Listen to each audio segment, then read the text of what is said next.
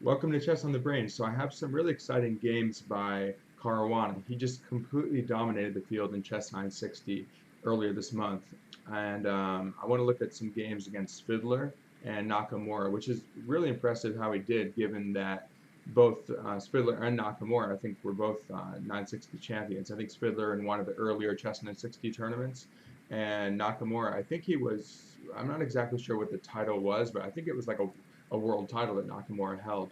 But Fabiano defeated Nakamura. I think it was 6.5 to 1.5, and then he defeated Svidler 7-5. So the idea is to look at how he did that.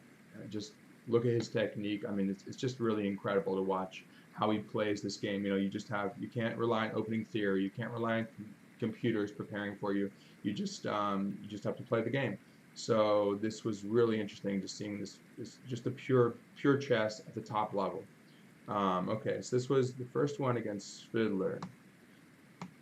So start off innocent enough by fianchettoing the bishops, and I'm not going to necessarily, this is not about, putting in computer analysis, anything like that. It's just about looking at how he wins. Just flipping through three games, seeing how he approaches this. So D3, C5. So a lot of times what happens is in chess 960 positions, you'll end up seeing the similarities to structures you already know because of the pawn structure. So you'll see a Sicilian pawn structure, and you get kind of a dragon. Given that in the dragon, you'd have a fianchettoed bishop. Only now it would be on H8 instead of G7, and it would be aiming at the opponent's queen. So knight c3, and also we should look at weaknesses. Just like you look at, notice that f7 or f2 is weak, c2 and c7 are weak in a normal startup position.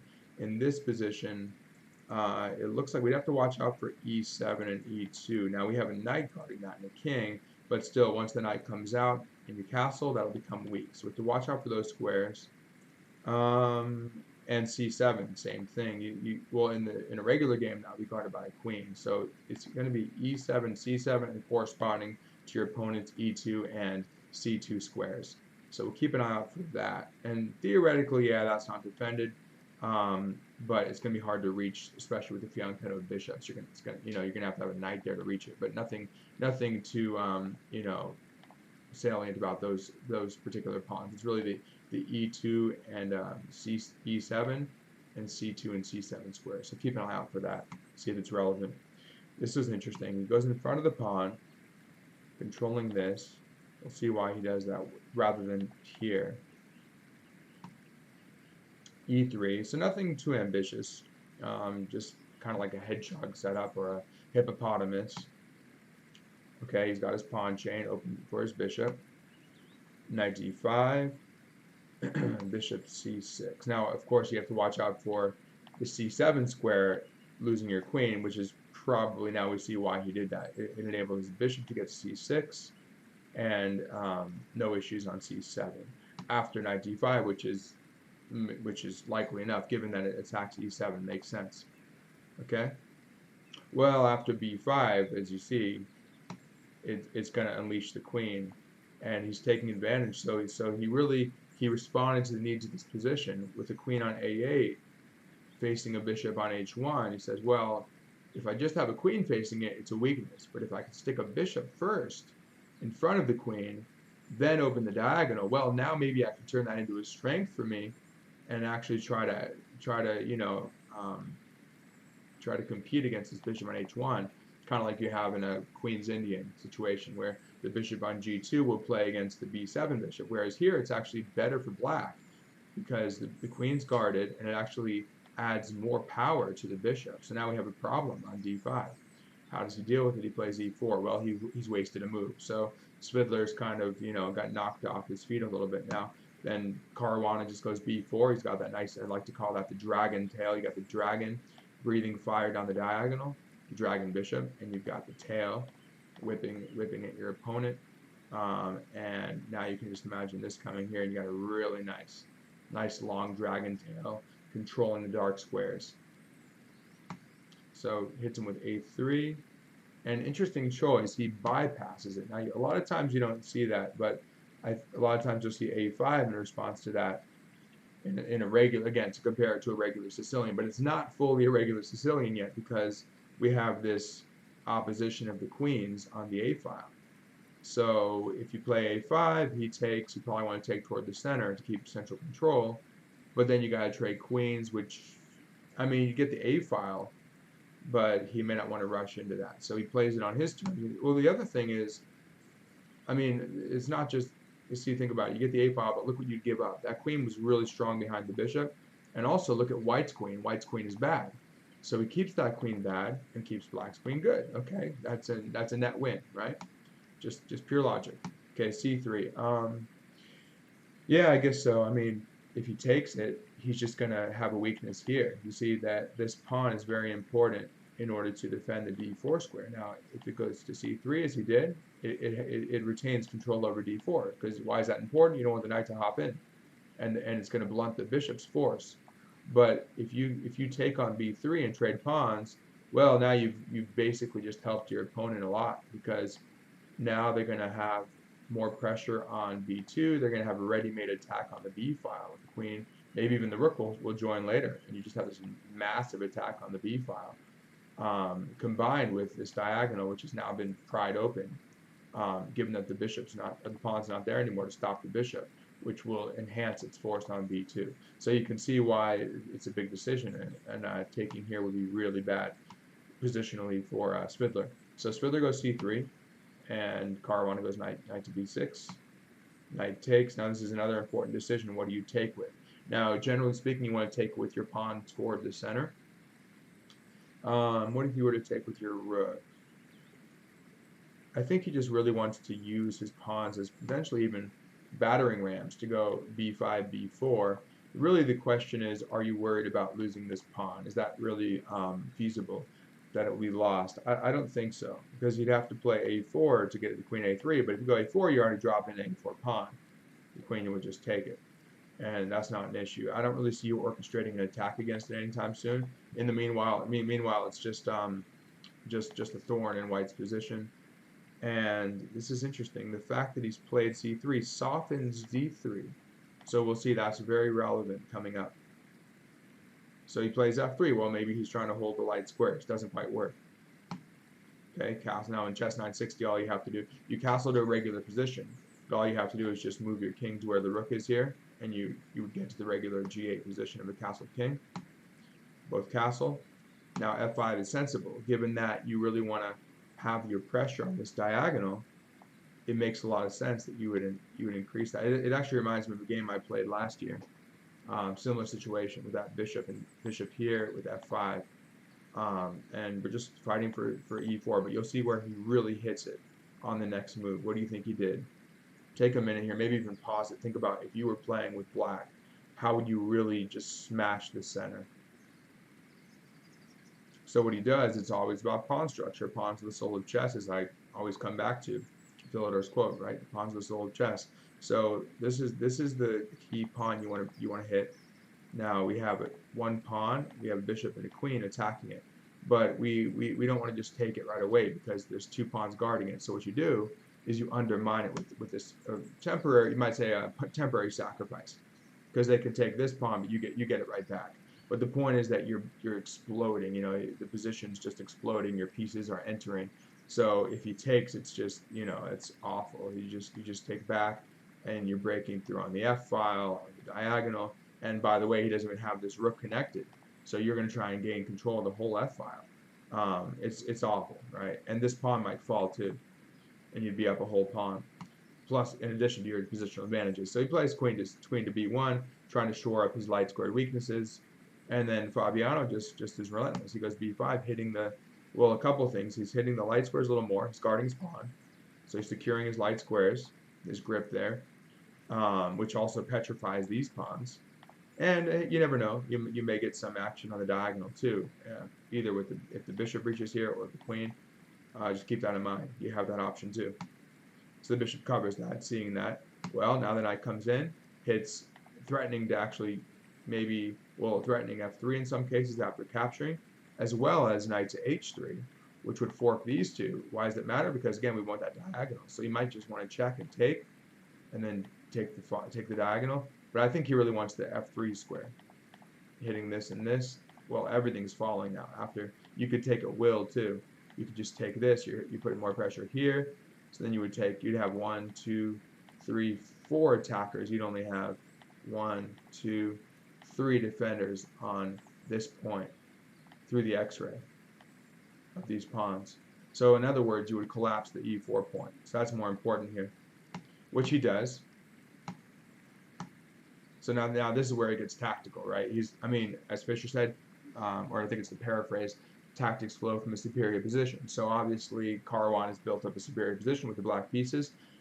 He's got beautifully placed pieces, working the diagonals, squeezing them over here, and really the key thing here is the pressure on those light squares. So he just has to blast it open, first with taking on the c4 idea, then taking on d3, then with the sacrifice, because that's gonna allow a fork on e4. Well, if he takes with the bishop, you just, again, pseudo sacrifice. It's temporary. You get it right back with a devastating effect. Well, you picked up 2 pawns, and you only gave up 1, and you're also actually, no, I think you're just winning 2 pawns. You're not even giving up a pawn, right? It's just going to be a fork, and if he takes, he gets it back. But that's awful. I mean, you're down a pawn. Plus, most importantly, again, forget about the pawns. That's just endgame insurance. But the most important thing is that diagonal. That's nasty. You're literally threatening bishop h1 and queen g2 mate, knight f4. You just take it. So that's bad, right? That's over. So he tries this.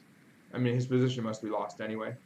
Well, he's getting g2 now, so he's getting a piece back after getting both pawns. Recaptures, and now you see that diagonal is very successful. His whole plan worked out. Checks in, blocks. You might say, why didn't he take? Well, he loses a piece at least. If you take, first of all, the rook's hanging. He might not even want to take it. Just keep his bishop there, or even bishop h1 again. But if you take, you just go rook to e8. Probably with either one. Probably get this one of the game. And then you can't defend the knight. And then you just win a piece, and no checks. Can't check here, can't check here unless you want to lose your queen to the bishop. So, yeah, this is pretty much done. Comes here. Well, he resigned. Now, let's see why. I don't think he had to resign immediately, but he just knew how hopeless his position was. Wait, actually, is he almost trapping the queen? No, the queen can escape, but I think he just knew it was a hopeless position. What's the immediate threats? Oh, well, it's that either the rook would take another line or the bishop would take the knight. So the point is that he has no defense to bishop h1 and queen g2 mate. So for instance, let's say he takes the pawn, says, okay, what are you going to do? Well, I'm going to go bishop h1 and mate here. And again, you got utter control of the diagonal, so nothing can interpose. And if the knight tries to guard g2, you just take it. Okay, the king can run, but you've already picked up the knight. And I'm sure there's some easy win here, but if nothing else, you can start checking him, and yeah, that looks pretty devastating. And you at least have this extra piece. So if nothing else, you can just move it back. But there's probably something even better. But yeah, he knows he's lost on the light squares. His king is under attack. He's down at least a pawn.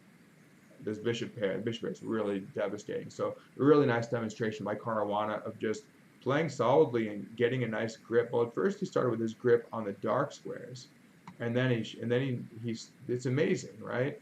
This one little move, we think, okay, or at least I was thinking, oh, that's interesting, b3. Why would you do it? It's a little, at first you're like, I'm not sure if it works or not. It doesn't. Sometimes it works, sometimes it gets clogged up, and you're not sure you want to close the b file. But it turns out that what you're doing is you're undermining the base of the pawn chain. Now to go, okay, now we get to Nimzovich, attack the pawn chain at the base.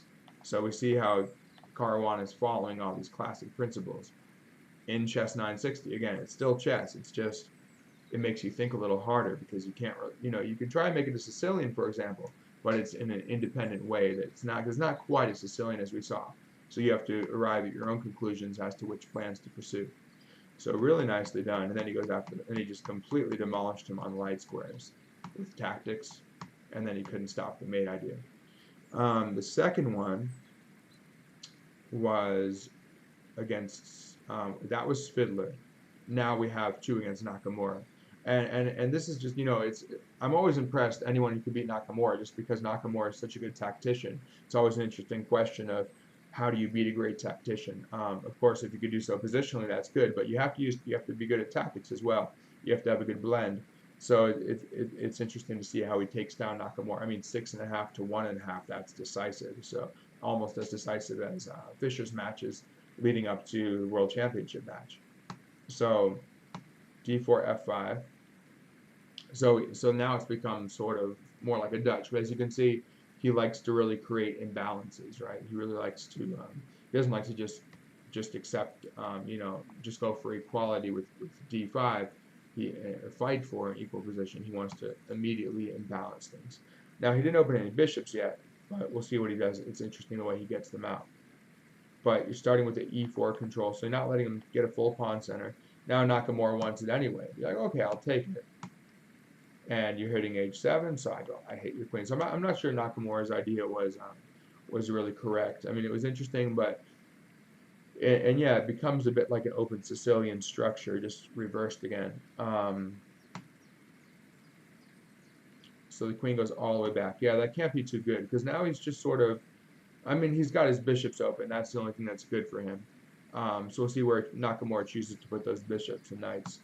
So, but this is interesting. He's not, so Caruana immediately goes d6 to strike back with e5. He doesn't waste any time in striking back. f4. Now first he tosses this. Well, d5 is coming. e5 is coming. But first he goes to d5. Now this is interesting. It's like you notice this general control over, again, light square control. Now, given that white placed his pawns on dark squares, that means that Caruana is able to really exploit the light squares. So, knight to d5, making him worry about this pawn already, and really provoking this. Well, yeah, you don't want to do that. If you do this, you're just going to run into bishop to f5 check. Then you'd have to trade off the bishop, and that can't go well. You could, yeah, that's got to be bad, because you pull the king out with the check. He's wasting time. Well, you're also winning the pawn if you want. Yeah, it's not good. It's pretty much lost. Actually, this is really nasty. Yeah. So you know what? If you go here, you block the bishop. You go here, your king's stuck in the center, and you can again at least. Oh wait, well the knight's hanging. But let's say you go here. Well, we can just go knight b6 with an attack on the pawn. You want to attack me? I can maybe even open up the d file and get ready to attack you on the d file. Plus, I could come back in the game like that. So that wouldn't be good. So he doesn't attack it. That would be like a bad version of Scandinavian for white. Okay, knight to g6. Now Nakamura goes knight h5. So now this was brilliant the way that Caruana responds. Again, responding to Nakamura's tactical attempts on g7, or more like a pawn grabbing attempt with tactics of his own. Just really, really dynamic. So a lot of players would probably just go like queen f7 here, or rook f7 and would guard. But the thing is, I mean, yeah, you probably could get away with that, but he's fighting for initiative here, and you don't want to just make it easy for Nakamura to get initiative here. So by playing e5, well, now you make him worry, right? You're threatening 2 pawns. Technically, I guess, well, after takes, he bypasses it. Now he kind of does a pawn sacrifice, but again, he's going for activity. So he goes knight to f4. So we have 1, 2, 3 attackers and 2 defenders. But this would fall at the end of the line too. So it's pretty much a trade of pawns, it looks like. But takes once, trades queens. Now, can he take? No, because if you were, what would happen? Take a look at what would happen. What do you think? Calculate what would happen if he takes here. It just loses. If he gets hungry for a pawn, he loses a piece. So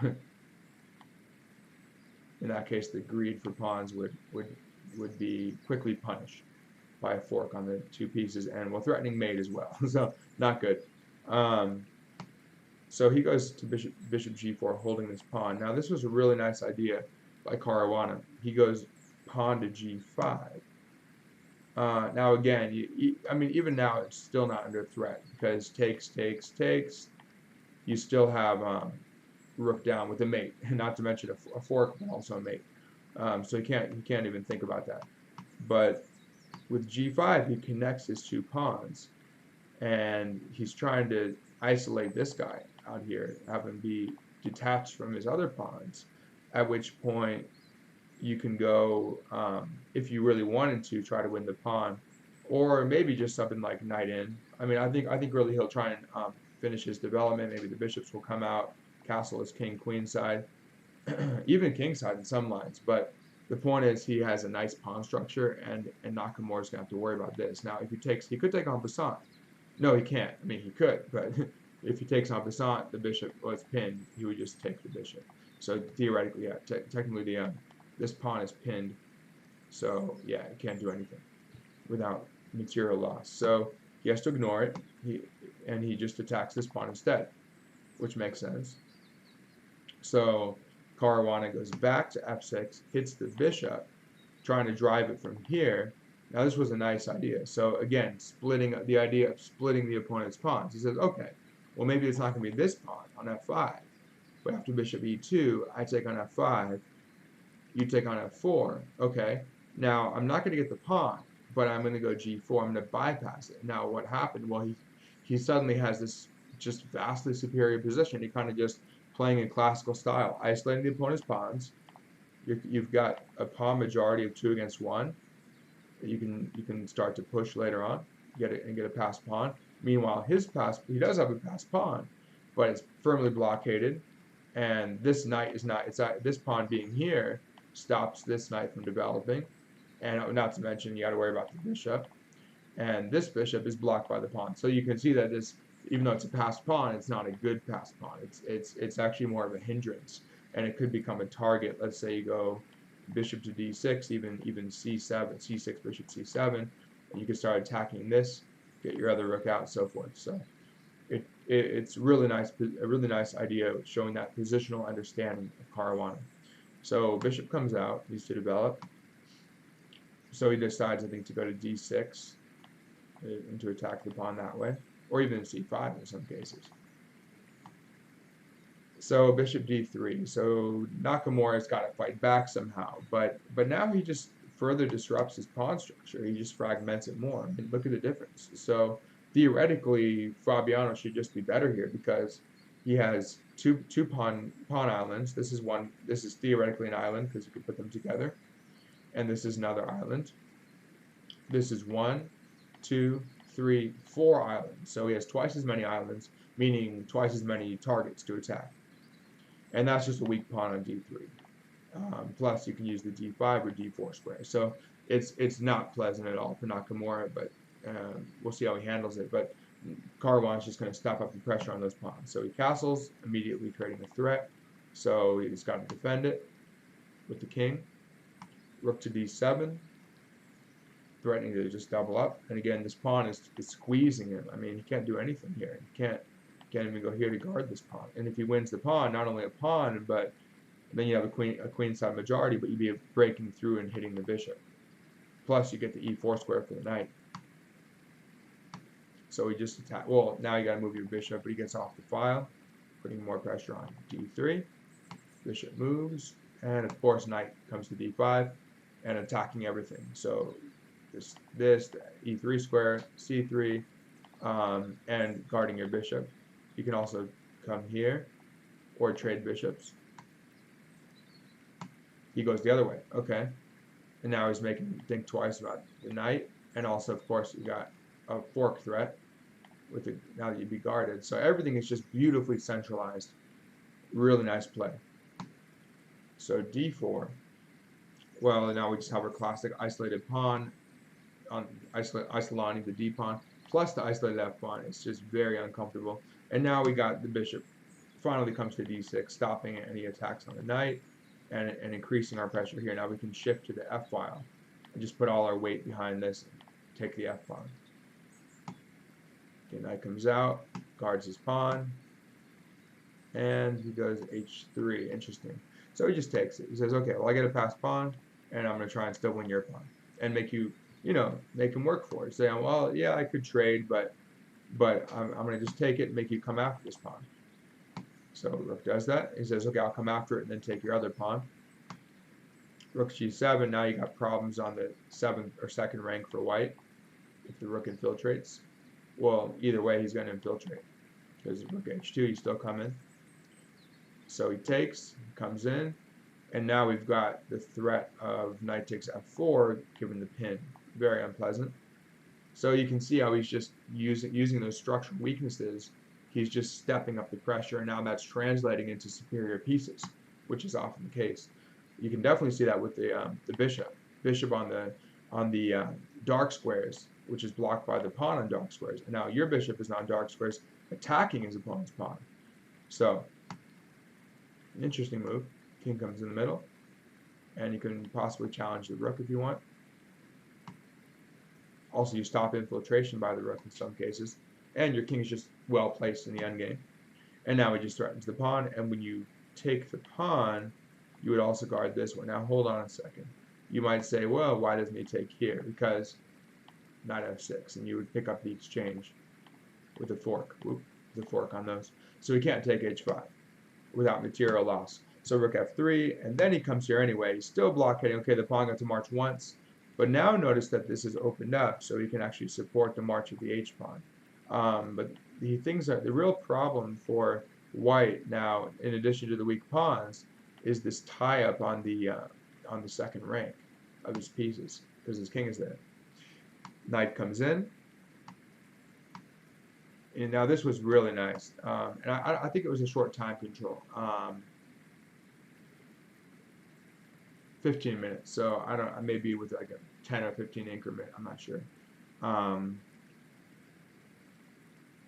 But this was really nice. So it's a technical move, but it's just f5 pawn is hanging, and you just attack the rook, and he literally has nowhere to go on the f5. Protected, protected, protected, protected by all the black's pieces.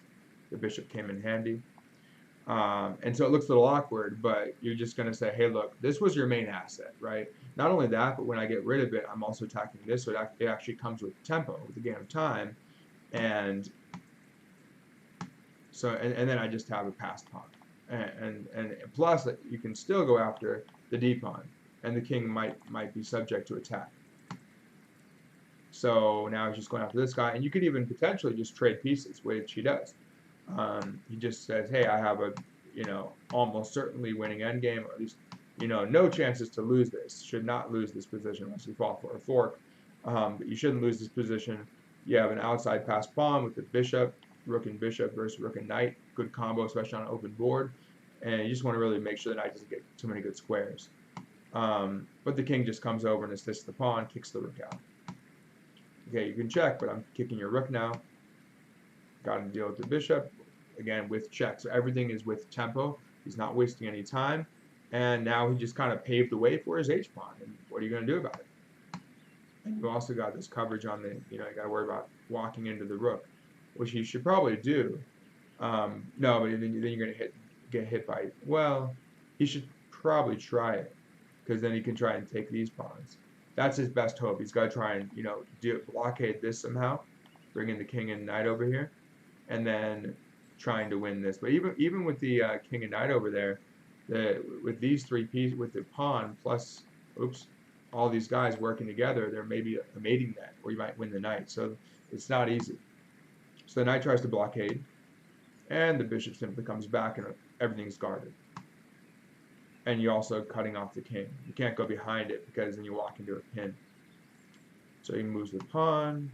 Now, of course, white wants to trade pawns here. Black doesn't. Black wants to keep pawns on the board. At least this pawn, but more pawns ideally. Because you can, if you use this pawn as a decoy, you can win with other pawns by winning these guys. So you want to keep the options open.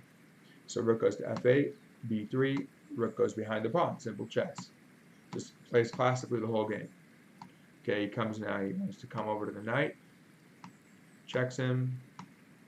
Okay, then, well, now the king's separated, he's threatening a fork. And just kick the knight out. Knight's limited here. You can do it. Yeah, sure. Do you take, yeah, probably take back with the pawn. And then, yeah, because if you take with the bishop, he's still blocked. Well, no, you could take with the bishop and maybe just march your king over here. Both are probably good. But I do like the outside pass pawn, which is hard to stop once you have king g4. So yeah, I'd probably take back with the bishop. But he doesn't take, so he likes, okay, so black takes, and then he just establishes a blockade and hits this pawn, and just locks everything down, and he's just got like just a winning position, what it should be. You can maneuver your bishop, just got to watch out a little bit. Don't let this check happen. Of course, you'd trade if he goes here, you'd take it and take this one. So he basically has his opponent. He's in his hand. He's like, he's in his control here. The game's in his hand, so he just could do whatever he wants. His knight's tied down. The king's tied down. So he starts expanding, which is usually a good thing to do when you have your opponent like a neo-zugzwang. Okay, he takes, and interesting, he trades, but he sees that his king is going to be able to reach this way. And the thing is, I was looking at it for a second, I'm like, well, are you sure you're going to get there? But I think the thing is that you can't, you're either going to go this way or you're going to go this way. And you can't stop both. So here, I think you would just toss in a check and force the king to make a decision. Well, again, if you go here, I take this pawn, and basically if you go here, I'm taking the other, well, I'm going to usher in the other pawn, and probably just win the knight outright. Yeah. So also, if you stick the bishop here, you can corral the knight to make sure you can't move anywhere. But you may not even need to do that. But that just makes your job easier and make him worry about this pawn too. So another really nice game with just playing for initiative. But what it led to was this endgame where he had a superior pawn structure, and he just ended up getting superior pieces and attacking his opponent's pawns and trading down favorably and keeping, that was important, pressure on the second rank, just maximizing his forces, tying down his opponent's pawn. Eventually he wins the pawn. Nice tricky way with knight h2, and he just ends up in a favorable endgame with rook and bishop versus rook and knight. Better king placement, and he's up a pawn, and it ends up winning. So last one. This is against Nakamura again. So he just goes kind of all out. So he goes b4. I think this would be like an orangutan, I think it's called, if you're playing a regular game. But here it makes a little more sense because it's guarded at least. Really interesting the way he plays. A lot of times this side moves, like side pawn moves, can be a means to central control indirectly. Well, first of all, you're opening up. I mean, you got a bishop on a1. Now, if you had a bishop on c1, it would make more sense maybe to develop in a different way. But here it makes complete sense. And by playing b4, you've made it hard for him to play c5. So it actually gives you more control over d4 immediately, and you're just gonna put pressure on that diagonal, like he did in the first game. Similarly as black on the a8h1 diagonal on this one. So knight g3, and then immediately he just takes, his opponent didn't stop him, so he takes the center, and d4. Now this is interesting. So you might say, well, you're weakening c4. Okay, that's a moot point because you can't reach it. First of all, you got to play like c5. You got to try and open it, which is hard to do. I think that's part of his intention was to stop c5, which you can see in d4 openings is very important to slow that down. Also, yeah, it's just a conquest for space here, and it doesn't really, again, it's only a weakness only really matters if they can attack it, if they can land on it. There's no piece that can get there anytime soon. And also you can play knight e3, you got your bishop covering it, so nothing is going to really land on c4. So that's not a huge, you should look out for that though anytime you move two pawns apart, because you do weaken that square here. But he's going for space, and he's got that under control. So he's already covering c4. I mean, he might even play c4 himself at some point. But I think he's going to play more on the king side and center. But he can play across the board here. He's really got that nice central control. Locks it down in the middle, secures his center. Okay, now he proves that that's not even a real attack. Bishop c3, you want to take, you lose your queen. So that's just trapped. Speaking of c4, our control of c4 means no escape, right? No d5, no c4, no b3. Nowhere to go. So he went queen. He didn't play that, of course. He's not a beginner. Or anyone can fall for it, but queen b6, king h1. We call this prophylactic move that you'll see Karpov doing all the time. where you get off of that diagonal. Rook comes out, maybe preparing e5, and he counters the e file. So he takes on d3. Now he's been waiting, he's been allowing this, but well, that resolves that issue of c4, right? That is an issue. I'm sure he was thinking of it. He doesn't like to have weaknesses in his position if you don't need him. So he's doubled his pawns in a good way because he's guarding c4, and also if you play, you might use your second pawn against d5 in some cases, which he does. Bishop f8. Now this is nice. So he sees that you may want to open this up at some point with d5. So he already targets f6 and g7, which are focal point. This would be the focal point, really, which Vukovic talks about in Art of Attacking Chess. And if you go knight g4, now you're looking at all these dark squares, plus you can maybe get your queen to g3. So you can see how everything can orchestrate, work together and be part of an attack on these weak points. And of course, you're also stopping this idea of g6, bishop g7 before it happens. The second he goes bishop f8, you say, oh, you might want g6, bishop g7 and shore up your weaknesses. Well, he says, nope, I'm freezing your pawns, basically. This is not going to happen since you lose. Even earlier, it might be a weakness, but no, now it's just not possible because you lose a pawn and you get forked. So he goes there, and then the second knight comes in, and now it's just like a ready-made attack. It's like a flash attack. All your pieces just flow in. Now he played e5. Given what happened, I think he may want to try, if he could take it back, he may want to do this. Because the thing is, you can't really allow this. Because in the game, he goes e5. I mean, he was probably thinking, well, this bishop is blocked by the pawn, but you've got d4, you've got f4, you've got just piece pressure, X-ray pressure through here, so it's pretty strong.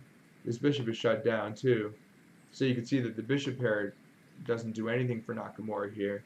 His pieces, well, in general, because of the pawn structure, his pieces are all bottled up. He can't do anything. There's no action here. Meanwhile, Caruana's got the diagonal to look at. Well, he can't come in yet, but he's looking at it. He's got the two knights ready to sacrifice or hop in. He's got pressure here, and again, that might seem like a moot point, but when you combine that with some hits like this and this, we call that pawn breaks, right? When you combine that with a pawn break, boom, you're going to bust. That's your lever. You're going to bust open the position. And hey, I mean, if you want to play, you can play a little more conservatively with rook c1 and just attack on the c file.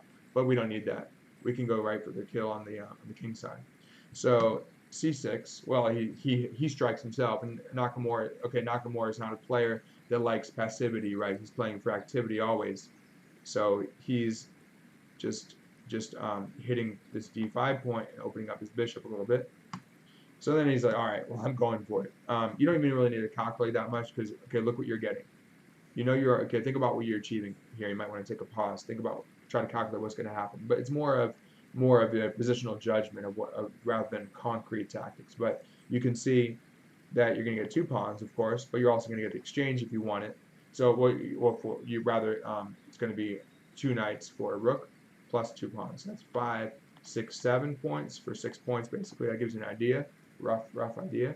So you're basically theoretically gaining material. Although I usually don't like to give up two pieces for a rook, but in this case, you're completely opening up the king, and also by taking f6, removing this pawn, it's going to weaken his e pawn. So more importantly, what you're doing is you're breaking open that diagonal, which as we saw in 2 of the games, Caruana has done masterfully. So what he does is he's going to hit him with d4. That's his follow-up. He doesn't even bother taking it. He can take this anytime he wants. But he's saying to his opponent, hey, go ahead and move your rook if you want. Waste your time on that. In the meantime, I'm just going to tear open the diagonal, and I'm actually, well, yeah, forget about your rook. I'm getting straight at the king. So he can't really stop it all. He takes on d5. He says, okay, I don't care about that. I want this, and I want to push. I want to open this up. And well, in that case, if I want to take your rook, I want to take your whole rook, or I want to push and I want to check and I want to take your queen or something, right? So, or I want to mate, even better. There might be a mate here. Not yet. There's the mating pattern. If the knight, if somehow the knight reached h6 with the king on g8, that could be a mate with the bishop open. But really, it's just that the point is, it's a rapid game. It's a 15-minute game. So the point is that you don't even need to. He probably saw a lot, but you don't need to calculate everything. It's more intuitive. You're opening the lines. You're infiltrating. The king's exposed. It's good. And for a minimal, if not, well, really no material disadvantage here because you're getting it back. Here you got knight takes d5, and suddenly Nakamura probably realized, man, I'm in trouble because you got this pin on the rook. And again, he doesn't want the rook. That's not what he's in for. But you've got f4. No, he wants the whole rook if he can. But he doesn't want to give up the bishop or the knight because these guys are so well placed. I mean, even if you're down a full exchange here for nothing, or it would be great compensation for just an exchange to have a really well posted knight and bishop. And minor pieces are great here. But yeah, for now he's down a piece, but that won't last long. So queen h6 wanted to trade queens. He said, no way, I'm not going to do that because I get my bishop. Well, again, he could, but he sees better. He can still get the rook, winning the whole rook, but potentially preserving queens to go for a mating attack and just finish this thing. So king goes to g8, but no, he says, okay, you moved your king, all right, we'll trade queens. But then he's just now it converts to an exchange up endgame. We got 1, 2, 3, 4, 5, 1, 2, 3, 4. So exchange and a pawn. Knight for knight, bishop for bishop, rook for rook, and rook for bishop. Now you could say, well, black has a bishop pair, but the knight is blunting that bishop, and this pawn is blunting the other bishop. So the bishop pair is inactive. The only good piece is the knight. And this is, again, weak pawn, potentially weak pawn, potentially weak pawn. So, and an open king, which may become relevant. I mean, if nothing else, for tactics. Maybe not checkmate, but tactics. So Nakamura immediately goes after it. I mean, sorry, Caruana goes after Nakamura's king. Usually it would be Nakamura doing that, the attacking, but he doesn't like to be on the receiving end of it.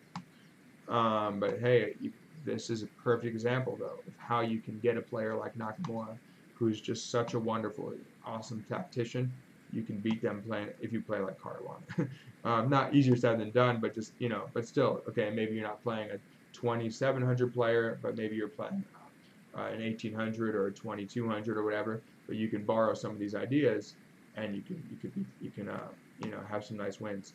So bishop e7, rook c3. Okay, well he's just saying, hey, let me just trade off your last rook, and then I'll just take the files with my remaining rook. And again, some of the same themes keep coming up in his games. He does domination of diagonals, domination of the second rank or seventh rank, strong pawns versus weak pawns, safe king versus weak king. So you want to go to Silman's How to Reassess Your Chess, or I think Amateur's Mind talks about that, imbalances. He has mastered the imbalances. He always creates an imbalance that favors him, leading to advantage. King f7, bishop c3, king e6. Okay, makes the knight move, so what? Well, he doesn't move it. He wants to guard it, but now we can liquidate. If we get a check here, we can liquidate by trading rooks, and then if you want to trade bishops, that's fine too. Who cares? Opposite color bishops doesn't really matter now because we're up in exchange. But if you're not up in exchange, we want to avoid opposite color bishops. Generally speaking, if we're up a pawn, because we want to minimize drawing chances, given that opposite color bishop endgames, on their own are drawish. So rook goes to g8, and you might already know that, but if you didn't know it, it could be useful. Rook to g8, knight to c5, check. So he's just, the knight doesn't really belong on the seventh rank usually. It could be there as a means, like it's funny in the knight and bishop end checkmate. It often goes through the seventh rank, then back to the fifth. There's a W method. So it doesn't want to be. It wants to be on the fifth or sixth rank usually, even the fourth. But the seventh and eighth usually doesn't do as much. But there's of course exceptions to that. But here it's pretty simple. You just get rid of that bishop. You have a passed pawn, and you're just infiltrating with your. You're surrounding the king now. You got him in a mating net. Well, you can take this one, but you guys see everything's covered here. He's petrified, completely frozen. And actually has 4 sequence now. Check, check. Anytime you pull the king into your territory, we have a king hunt. That's a good thing. And then you check him, and you check him. I don't know what the time was at this point. We could probably find it if we went back to, it was through chess.com, but I had some issues with the sizing of the board, so I like Elite Chess anyway. But no, chess.com through the tournament, which is cool. I actually played in the qualifiers. I got the best I did was it 5 out of 9 on the first one. I got some Russians, beat some Russians, which was fun. Got a Russian GM, but he played like something ridiculous.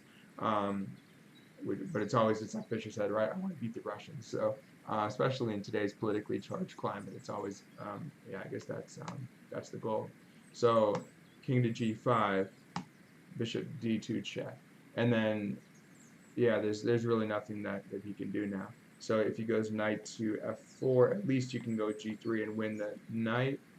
And if he goes here, he's walking into mate actually, just mate in one. There's probably a mate here too. Well, it may almost transpose after this. Oh, you can't go g3 because of the bishop. What's the easiest way? Oh, this is kind of cool. You could just do this. And if he goes here, you have the check, and then you take with you take with mate. But he can go to g. I mean, everything's bad, but he goes here. What would we do there? Maybe not h4 actually. Is there anything else? I must be missing something. So it was king f. It was. Oh, we're looking at if blocks. Let's see. What's the quickest win here? I mean, it's pretty hopeless no matter what happens, but can we see? Oh, we can just attack it like this. And then, and yeah, you can take on g2 actually, but it doesn't really matter. You can for one move take h3, but okay, now this is happening, and that's mate in one. So yeah, that's over. So really nice job by Caruana. I mean, it's just really awesome play. I didn't expect him necessarily to be, into chess 960 and to come out as this really awesome chess 960 player. So, it turns out he is. But in this case, just more classical, just taking the center. I think he mentioned that he's kind of just used chess 960 pretty classically. Just I want central control, piece development. Right? It's just you just have to do it in a sort of disoriented way, right? You begin with, you might say, disorientation, at least based on what you're used to. It's like if you're used to, you grew up in the same place, same yard, you have the same farm or whatever your whole life, and then suddenly now you're thrown into a city in a different country. It's like, what am I doing, right? So it's confusion. But you have to adapt, and that's what chess 960 is all about, adapting to a different environment every single game. But the thing is, you still have the same pieces, you still have the same 64 squares, same rules, even castling, or just same castling move, just slightly different starting positions. But yeah, it really tests you. So it's cool to see Caruana doing that, and just playing such great chess against Nakamura, who's never easy to beat.